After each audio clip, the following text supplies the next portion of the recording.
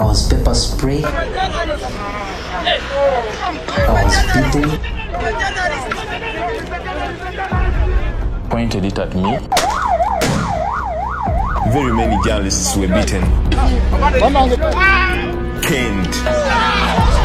We shall beat you for your own sake. They're going to be beaten and many will probably be killed. Just live bullets flying. None of us was sure we were going to survive. I strongly believe it was a target. I strongly believe it was a target. I strongly believe it was a target.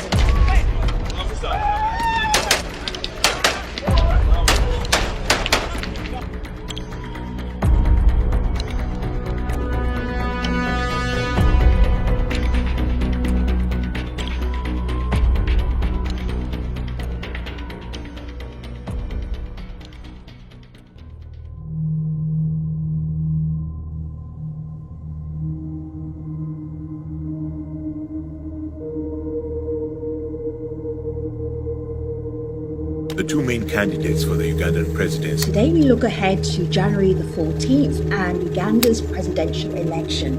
The government faces protests and widespread condemnation. The new face of Uganda's opposition.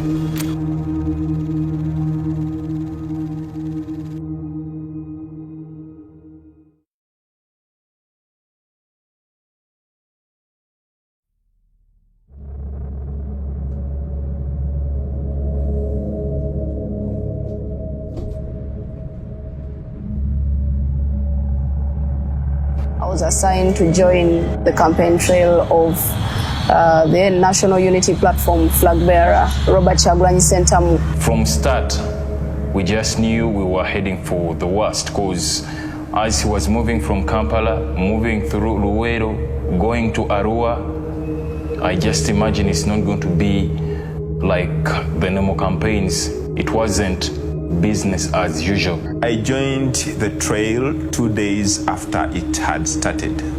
We found the team had already left Lira and Gulu, so they were coming towards Teso sub-region, and particularly we found them in Katakwi.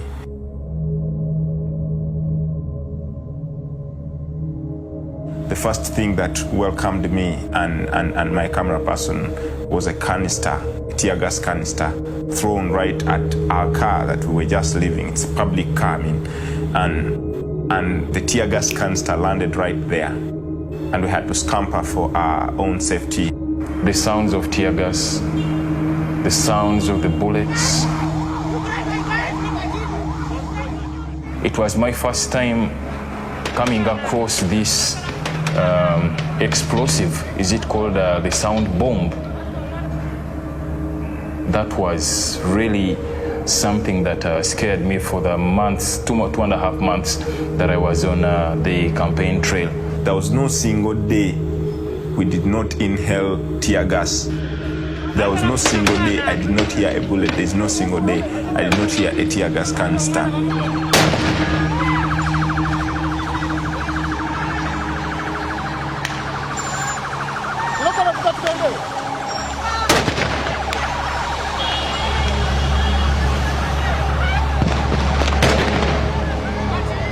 After a couple of days, we came to Luka, and that's one of the days that still stuck in my mind. I saw a real confrontation and brutality. During that operation, I realized being a journalist on the trail of the National Unity Platform was really a tough one.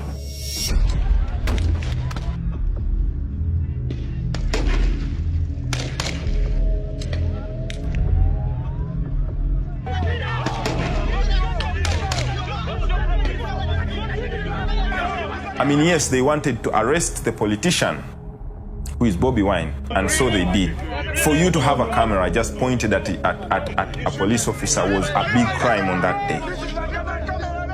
The journalists who were holding cameras were directly attacked. That day, that's when Kasiri, our colleague Kasiri, was first hurt. You know, he was moving on top of one of the vehicles there, and the field force guy grabbed him, pulled him down, and used the pepper spray into his eyes.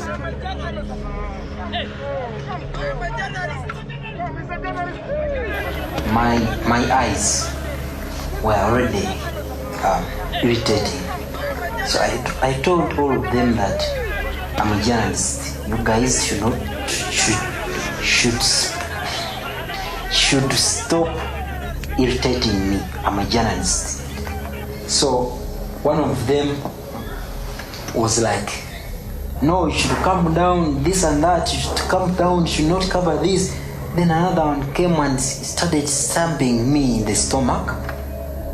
At that time I was holding myself on a vehicle with this hand while this one was holding my phone. So one other guy, one of the bodyguards said, Ashraf, give me that phone, you can't hold it anymore. I gave him the phone. I continued holding myself on the vehicle. Then another one came and started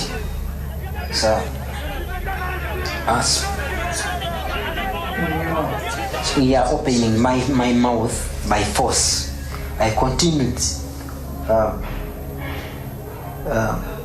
tying it. Is that right? Tying it right, eh? As in something like that. So, but the guy was so strong. He opened it and another person came and sprayed tear gas into my mouth. So by that time I couldn't understand anything. So the guy was like, when he sprayed in my mouth, I locked up my what's that? This thing. Your throat. Yeah, I so that I don't swallow the stuff. But someone was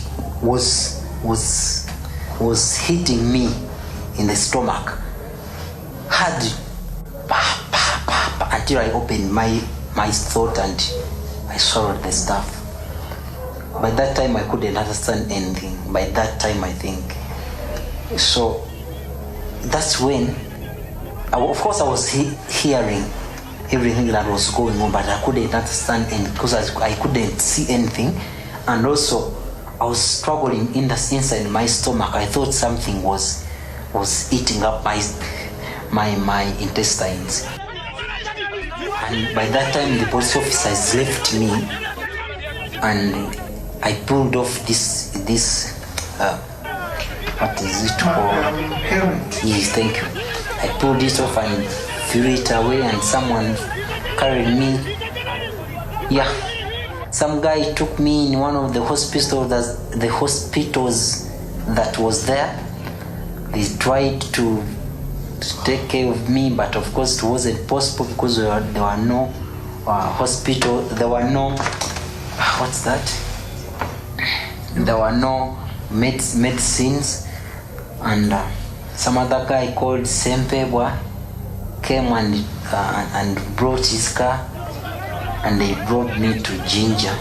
So the doctors were like, these guys had taken you to what's that called? Cells? If these guys had arrested you after doing all this to you and taken you to the cells, you wouldn't have survived from there.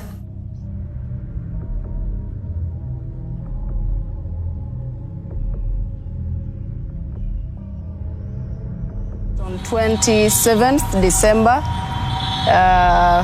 2020, Kyagulanyi had just finished church from Kitovu Cathedral. We were going to Gomba district.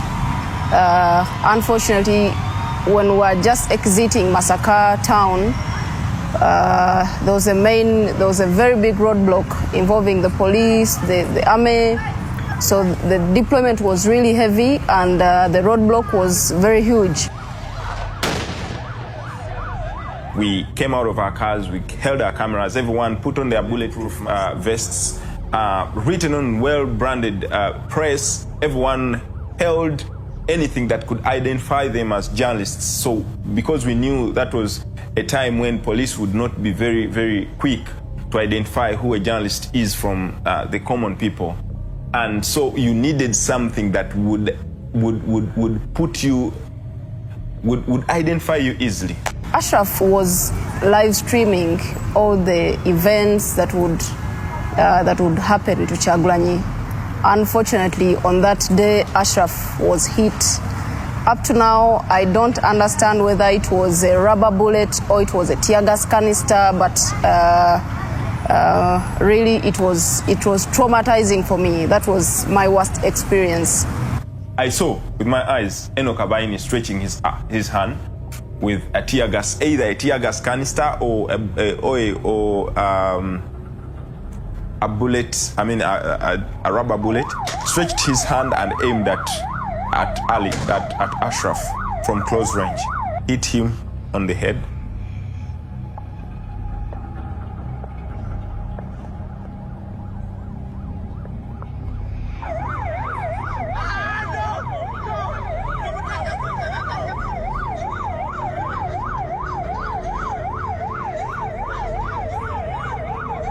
Ashraf was bleeding seriously. Everybody was crying. They thought he had died. But when they brought Ashraf near us, they were crying because we needed to take him to the hospital. Majority of our colleagues didn't know the main hospital, so I told them, guys, don't cry. Ashraf is still alive. They carried Ashraf. As they were coming, tear gas intensified. They tried to put him into a police car that was waiting by. Police refused to drive the car to take him to hospital. They tried to put him into another car. I don't know whether it was a private car or what. They refused to drive it away. So the only option they had was to bring him to the car that we were using. That was the NTV car. We rushed to Masaka District Hospital. Actually, it's a referral hospital. We took Ashraf to hospital, but along the way, he was just bleeding. You could see someone losing life in a blink of an eye, and that was, I don't know what was giving me the courage, but deep down I believed Ashraf is going to make it. God was great. We reached Masaka Hospital. The medical attendants gave us attention because we had a branded car, so they knew we were just saving lives. We were not into the political chaos and all that. They attended to Ashraf, and later Bobi Wine had to suspend his campaigns to attend to Ashraf because Ashraf was just at the top of his car. So it means had the target missed Ashraf, possibly it could have been Honorable Kyagulanyi. So I'm very happy that God gave Ashraf a second chance. There is this regional police commander from Abaine, Enoch Abaine. He was just a few meters from me. So he pointed that launcher, the tear gas launcher. I thought the guy was joking, by the way. I thought the guy was joking. He pointed it at me, shouting collateral damage. I thought, we've been through these things, and why would he shoot me? I've done nothing wrong. I don't know what had just gone into the guy's head. And direct, he shot at me here, upper thigh. By the way, I still have the scar. I still have that scar. And all of a sudden, the guy wanted to shoot the second time. So his colleagues, I remember Mochibi from the Field Force Unit. There is another guy from the Special Forces Command, SFC, and the counterterrorism officers tried to restrain the guy, but he couldn't listen. He fired again. Luckily, I had moved and it exploded somewhere. And, I'm just so lucky to be standing here and talking to you people. Had the canister exploded on my leg, maybe it would have been a different story. Maybe I would be on crutches, maybe I would be in a wheelchair, or maybe I would be some good meters into the ground. When we went back to Masaka to report Ali Mivle's case, the police officers refused to enter his case because it was involving their senior, and that was the RPC. So it is very disappointing. The second traumatizing experience was in Kalangala on 30th December. A military officer intentionally threw a tear gas canister I remember Becca of the Daily Monitor was down taking pictures. He was quoting, and I was just near him. Other colleagues were behind us. I was taking a video with my phone. So the man threw a canister just in front of Abu Bakr. It was luck that he saw it. We all saw it because we knew we were expectant. So he threw it just in front of him, a tear gas canister, and we all had to scatter. But remember, we couldn't run very far because where we were supposed to run to, again, there were just bullets pushing away the people, dispersing the supporters of Kyagulanyi. Bobi Wine on that day, I remember, also was picked and put onto a plane and flown back to Kampala. But during the arrest of Bobi Wine and his supporters, journalists were also arrested. The first journalist that was arrested is called Richard Kalema. Richard Kalema is attached with Ghetto and does things with the other media houses. So he was picked and he was asked why he was doing having a live stream. He was live streaming the whole event and how issues were happening. 5 armed military men came and picked me. When they picked me, well, I wasn't shaken. Like I was just expectant because it was about picking whoever. Like I earlier said, everybody was a target on that campaign trail. So they came and picked me. My colleagues shouted, she's a journalist, she's a journalist. The Kyagulanyi supporters shouted, release Nakamya, she's innocent. They took me where Kalema was. As they were questioning me, they were questioning why I had posted on my social media that Honorable Kyagulanyi had been arrested. I insisted and I made it strongly clear that Kyagulanyi was a suspect at that time, was in their hands. So they said, why do you make our work so hard? You make a lot of social media updates. Why do you make our work so hard? I asked them, what crime have I committed? They said, you're making our work so hard. You're inciting violence. Can you identify yourself? At that time, I had my phone with me. So when they said, identify yourself, I called my colleague to pick my identity card from the car. In the meantime, I had to post on my social media quickly that I'm not safe, I've been arrested. But then I was wondering, I think they were just buying time, because how do you ask for someone's identity, yet you're trailing their social media platforms? In about 10 minutes, they came for another colleague of ours, Derek Wandera. So they came, picked me, they asked me, are you live streaming? No. What are you doing with your phone? I said, no, this is my phone, just making calls, supposed to be making calls and all that. So the officer told me to sit down. And I came to learn that he had known me, because when I reached there, he asked me, are you Derek Wandera? I said, yes. Are you from Daily Monitor? I said, yes. He told me, give me your ID. I gave him my ID. When he read my ID, he said, exactly, you're the person I've been looking for. And at that point, that's when I got my my charge sheet. He told me, you have been profiling officers who are doing their duty. You've been writing bad stories about them. You've been putting them in the limelight, which has endangered their livelihoods, their lives, and the lives of the family, because they are doing their job. And he asked me, why do you keep doing that? I said, but I'm trained to write about anyone and anything that I find is newsworthy.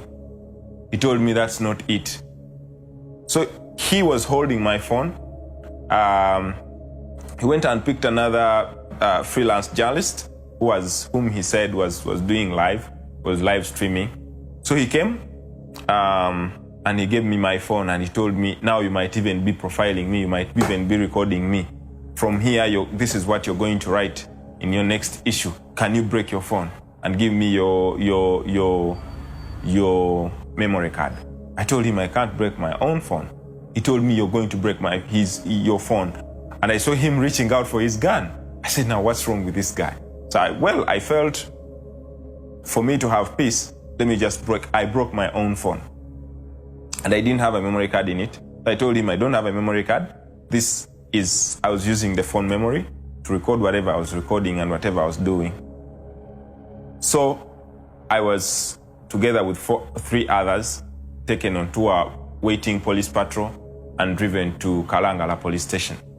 I spent there about 4 hours, but those 4 hours were like 2 years in my head. So I went, that room, I remember it was about 13 by 12 decimals. Very small room, but we were packed there more than 30 of us.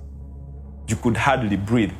And just next to where I was seated was an open toilet that could not flush, an open toilet that was going where people were going each and every minute. It was a very, very bad scenario for me. And my crime was, and I came to know, doing my job.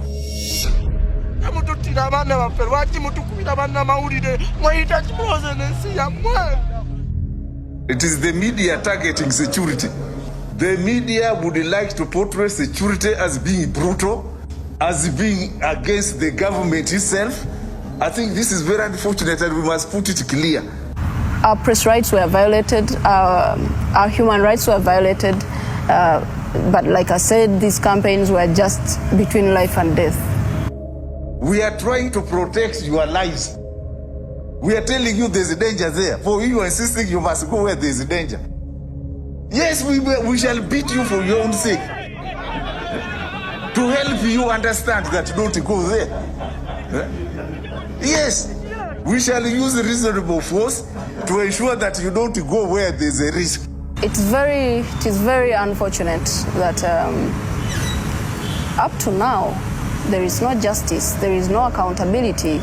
Actually, you are saying, is the police apologizing for mishandling journalists? My answer is, I'm very sorry, excuse me, we shall not apologize. But we shall continue helping you, not to go where danger is. There's generally regulatory overreach by different institutions, and if we do not come to address those issues, we are going to see a degeneration of rights. We are going to see people like the IGP get away with statements that, we'll beat the media, we'll beat journalists for your own good, and then he'll laugh about it and journalists will record it and, move on.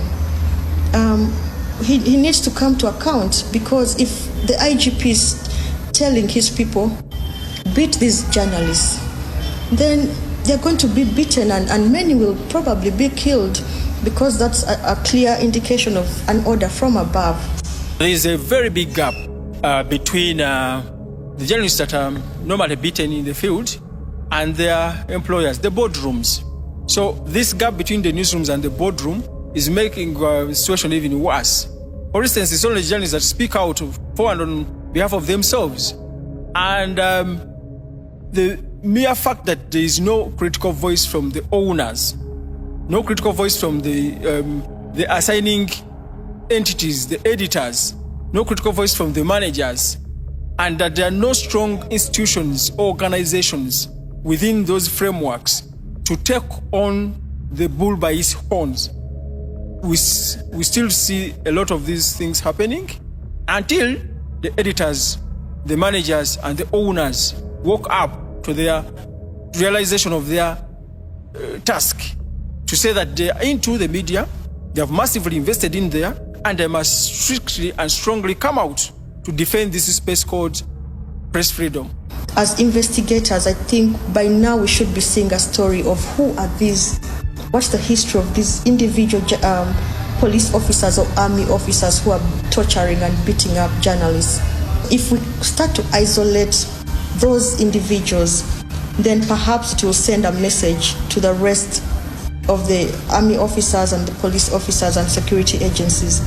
So it's very interesting that in a group it's easy for you to break the law, but when you're identified as an individual and we take you through the process of the law and then you're held to account, we attach your property, everything that you own is sold to compensate the journalist, then we'll start to see appreciation of the role of media by these security officers.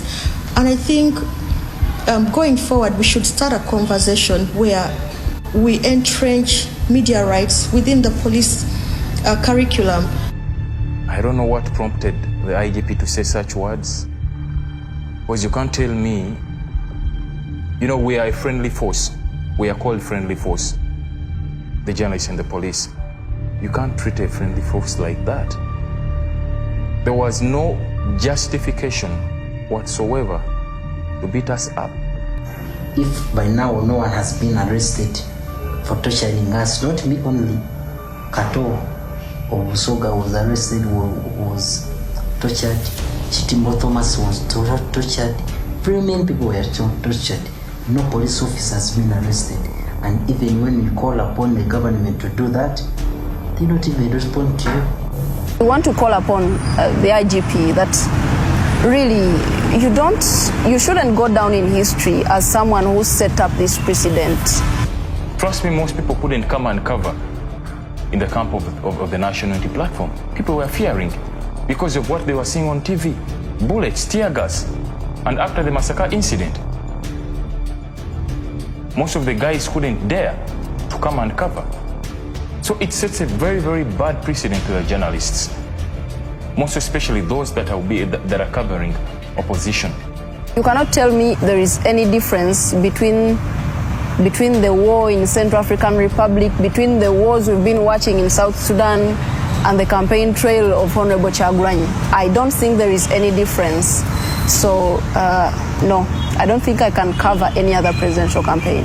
After that, I started getting calls, people looking for me, people saying, we know where you are, we are coming for you, you should stop. So that has affected me in especially my personal security and the security of my family. We are not enemies of the state. We are just doing our job, and don't kill the messenger. It is not very late for the media in Uganda to rise up. These police officers and army officers who have gone on to torture journalists one day pay for it. The journalists are very determined to pursue justice, and really make an appeal to the judiciary to play their custodial role of explaining justice to the journalists, because all they have is running to court. They don't have the coercive arms of government.